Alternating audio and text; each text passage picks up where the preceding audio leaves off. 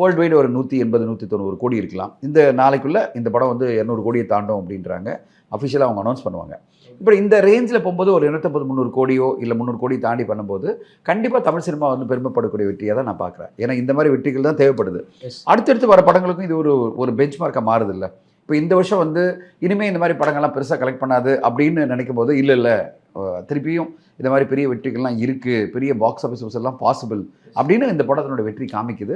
அடுத்து வரப்போற படங்களுக்கும் ஒரு நம்பிக்கை. இப்போ ரெட்ரோ வந்து மிகப்பெரிய எதிர்பார்ப்புல இருக்கு. அடுத்ததா நம்ம சொல்ல வேணாம் தக் லைஃப் பெரிய எதிர்பார்ப்பு இருக்கு. கூலி அப்படின்னு வரிசையா படங்கள். அப்புறம் வந்து மதராசி, அப்புறம் வந்து இட்லி கடை சொல்லவே பேக் டு பேக் அப்படின்னு பேக் டு பேக் பெரிய பெரிய படங்கள்லாம் எல்லா படங்களுக்குமே இந்த படத்தினுடைய ஒரு வெற்றி வந்து ஒரு நம்பிக்கையை கொடுக்கும்.